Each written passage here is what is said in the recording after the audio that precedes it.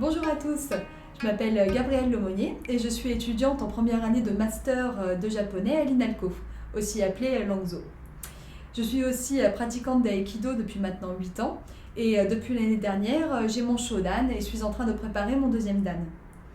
J'ai besoin de votre aide aujourd'hui pour préparer mon voyage au Japon qui aura lieu cet été du mois de juin au mois de septembre pour une durée de 2 mois et demi environ, dans lequel je pratiquerai l'aïkido dans différents dojos.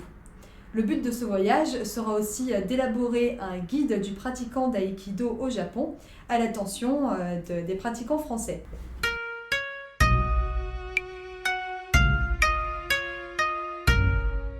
Le guide que je vous propose sous format PDF résulte du constat des différentes pratiques d'aïkido auxquelles j'ai pu assister lors de précédents voyages au Japon.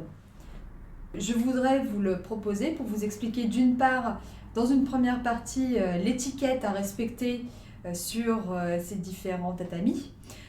Par exemple, au Meiji Jingu, qui est un centre névralgique des arts martiaux à Tokyo, il est vraiment essentiel de connaître les différents rituels pour honorer les dieux locaux avant la pratique, mais aussi après la pratique.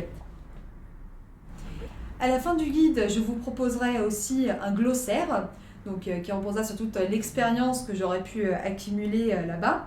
Par exemple, il est de coutume de dire à la fin d'un entraînement « bon travail » ou « merci pour l'entraînement ». On ne dira pas « arigato gozaimashita » comme vous l'avez souvent entendu, mais plutôt « otsukare-sama deshita ». Cependant, ce type de remerciement, on ne l'adresse surtout pas au professeur.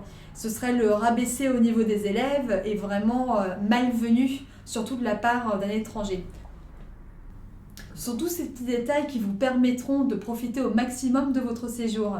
Il y aura bien entendu aussi des détails plus pratiques, comme comment utiliser les transports sans perdre de temps, ce qui est parfois très délicat puisqu'il n'y a pas d'adresse dans les rues, comme on peut le connaître en France, pas de nom de rue, pas de numéro. Donc parfois, il y a besoin de connaître tous ces éléments pour préparer au mieux votre voyage.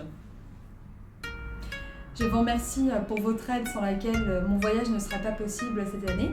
Et je vous dis à très bientôt. Yoroshiku onegai shimasu.